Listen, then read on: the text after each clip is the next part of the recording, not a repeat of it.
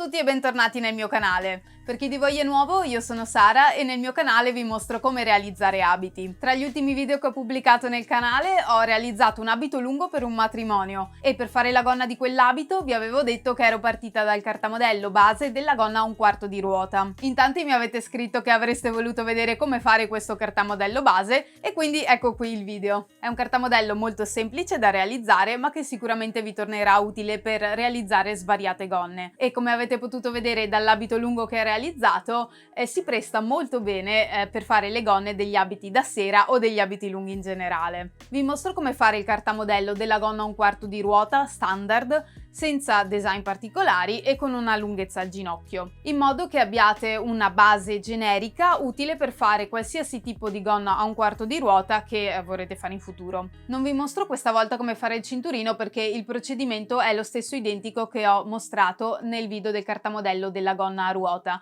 e se ve lo siete perso ve lo lascio qui sopra e anche sotto in descrizione. Rimanete fino alla fine del video perché vi parlerò di una nuova feature molto carina che sono i super thanks o super grazie in italiano che YouTube ha introdotto per poter interagire con i propri youtuber e creator preferiti, sia per sostenerli sia anche per potergli fare delle domande o richieste specifiche. Però ve ne parlo un po' meglio alla fine del video e intanto iniziamo con il cartamodello della gonna a un quarto di ruota. Iniziamo subito con le misure che dovete prendere sul vostro corpo per realizzare questo cartamodello.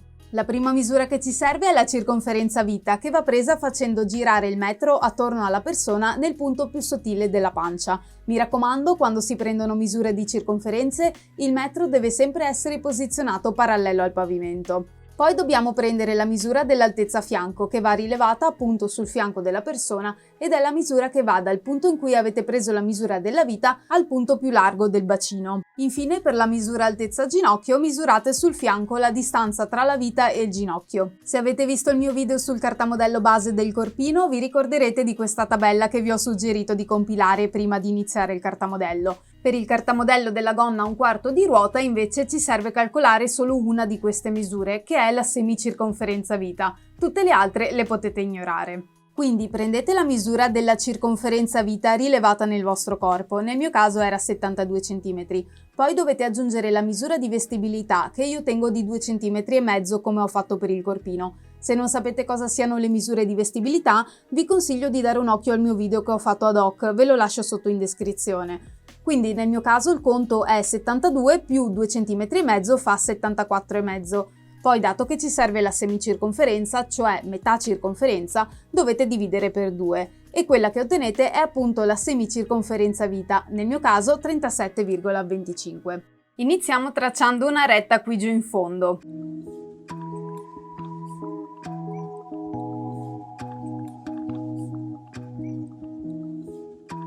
E a uno dei due lati tracciamo anche una linea in verticale perpendicolare alla linea già fatta e il punto di incrocio lo chiamiamo O, che sarà il centro da cui poi disegniamo la vita e tutto il resto della gonna. Ora da O dobbiamo trovare i punti B e A. B sarà il punto di inizio della linea vita, mentre A sarà un punto che ci serve per la costruzione e basta.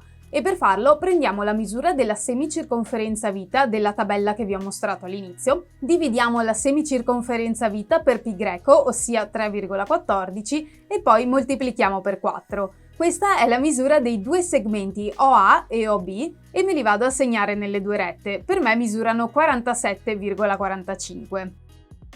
Adesso congiungiamo A con B e segniamo il punto intermedio che chiamiamo X.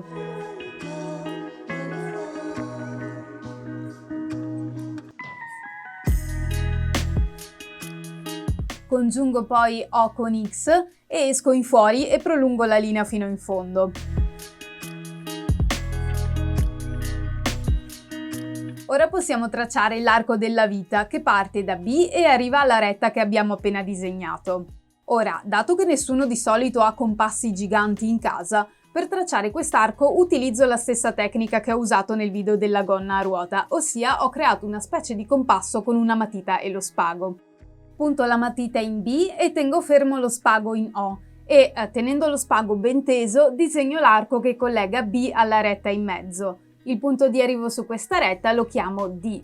In realtà il punto D potevo anche segnarmelo prima perché il segmento OD deve essere lungo come OA e OB, ossia nel mio caso 47,45. Più o meno l'arco lo avevo anche quasi fatto giusto, comunque me lo ha dato in modo che arrivi esattamente in B. BD è quindi la nostra linea della vita. Quindi di fatto il nostro cartamodello della gonna a un quarto di ruota parte da questo arco e si sviluppa in giù. Ora da B segniamo un punto C in base a quanto lunga vogliamo fare la gonna. Io farò una lunghezza standard da sotto il ginocchio, quindi 65 cm. Essendo che è un cartamodello base ci può stare di fare una misura media, poi ve lo modificherete di volta in volta in base alla gonna che dovete fare. Stessa cosa facciamo sull'altro lato e segniamo il punto E.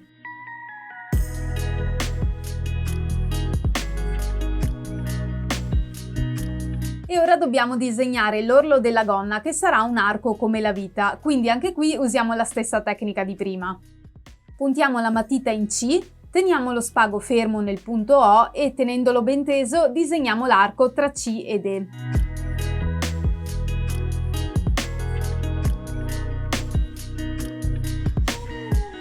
Segniamo anche la linea del bacino che è utile avere come riferimento. Anche questa sarà un arco. Segniamo i punti H e H1 distanti da B e D come la vostra altezza fianco che avete misurato all'inizio.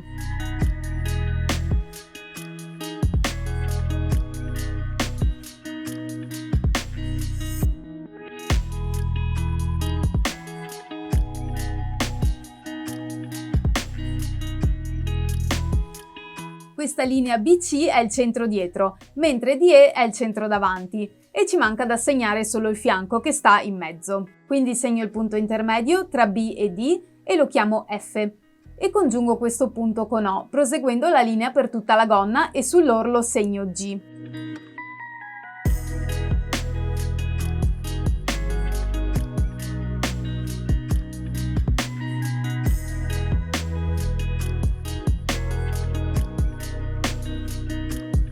Ripasso quindi tutte le linee importanti così anche da video è più chiara la forma finale del cartamodello.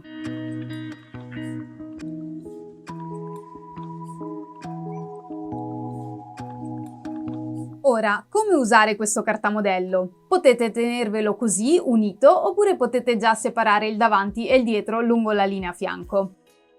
La cosa che conviene fare è dividere i due pezzi, quindi questo che è il dietro, qui c'è il centro dietro, e questo che è il davanti, qui c'è il centro davanti, in modo tale che poi voi possiate scegliere liberamente come piazzare i pezzi quando dovete tagliare la stoffa. Potete piazzare i pezzi della gonna in qualsiasi modo vogliate in base al design che volete. Vi faccio qualche esempio. Se volete la cucitura nei fianchi ma non nel centro davanti e nel centro dietro, perché per esempio avete la zip sul fianco, potete appunto dividerlo qui, avere due cartamodelli separati e potete piazzare il centro davanti e il centro dietro nella ripiegatura della stoffa. In questo modo avrete un pezzo di stoffa per il davanti, un pezzo per il dietro e le cuciture saranno solo nei fianchi. Oppure, altro esempio, potete decidere di volere le cuciture nel centro davanti e nel centro dietro ma non nei fianchi, perché magari avete la zip nel centro dietro. In questo caso metterete i fianchi nella ripiegatura della stoffa quando dovete tagliarla. C'è anche un'ultima opzione però, potete decidere di non separare questi due pezzi sul fianco e tenere un cartamodello unico. Questo è utile se volete avere una sola cucitura nella gonna, quindi la vostra gonna è un pezzo unico intero e magari questa cucitura la volete nel centro dietro perché volete mettere lì la zip e volete che il resto sia liscio e senza tagli. In questo caso vi tenete appunto il cartamodello tutto unito e dovrete piazzare il centro davanti nella ripiegatura della stoffa. Tenete solo conto che in questo caso il centro dietro vi finirà nello sbieco del tessuto, quindi significa che il tessuto qui è un po' più debole e nel tempo potrebbe allentarsi un pochino e cedere. Quindi in questo caso vi consiglio magari di mettere nei margini di cucitura del centro dietro un nastrino dritto filo, così il tessuto non cederà nel tempo. Bene, io quindi per questo cartamodello mi fermo qui. Vi ricordo che se volete vedere come l'ho usato nella pratica, nel mio canale trovate il video in cui realizzo un abito da cerimonia e dove appunto ho fatto la gonna lunga dell'abito partendo proprio da questo cartamodello base. Mostro sia come ho modificato questo cartamodello, sia come poi l'ho piazzato nella stoffa. Vi lascio il video qui sopra e anche sotto in descrizione. Per il cinturino potete usare lo stesso che vi ho mostrato nel video del cartamodello della gonna a ruota. con l'accortezza di misurare l'arco della vita di questo cartamodello, moltiplicarlo per 2 e fare un cinturino esattamente di questa lunghezza. E poi scegliete anche che altezza fare, come vi ho già spiegato in quel video. Ovviamente vi lascio un link anche a quello sia qui sopra sia sotto in descrizione. E per il video di oggi è tutto, io spero che vi sia stato utile, lasciate un mi piace e se realizzerete qualche gonna con questo cartamodello mandatemi una foto su Instagram che sarò felice di ricondividerla nelle mie stories. Se c'è qualche altro cartamodello che vi piacerebbe imparare a fare scrivetemelo nei commenti qui sotto al video. Un'ultima cosa, prima di salutarvi, come vi ho accennato all'inizio, volevo parlarvi un attimo di questa nuova feature che YouTube ha introdotto da poche settimane, che sono i super thanks o super grazie in italiano, che permettono di sostenere i propri creator preferiti in modo semplice e veloce. Sotto ogni video infatti ora c'è anche un piccolo cuoricino con il quale potete decidere se volete di fare una piccola donazione a vostra scelta ai vostri youtuber preferiti. E questo cuoricino vi permette anche allo stesso tempo di lasciare un commento speciale sotto al video che avete scelto. Potete per esempio usarli per farmi capire quali sono i vostri video preferiti, così so che ne devo fare altri di quella tipologia. Oppure potete usarli per farmi delle richieste specifiche, magari volete chiedermi di fare un video specifico su un certo argomento, oppure potete scrivermi se avete dei dubbi sui quali pensate possa darvi una mano o dubbi sul cucito in generale. Essendo che sono un sostegno diretto e concreto al canale, sicuramente gli darò una maggiore attenzione. E uno dei miei primi obiettivi è che il canale possa autosostentarsi, quindi mi piacerebbe utilizzare i proventi di questi super grazie per comprare tutto il materiale e gli accessori necessari per realizzare ogni abito che appunto vi mostro nel canale. Quindi per esempio stoffe, zip, bottoni, eccetera eccetera. Vi ringrazio già in anticipo se vorrete contribuire a sostenere il canale e niente, per oggi è veramente tutto, ci vediamo al prossimo video. Ciao ciao!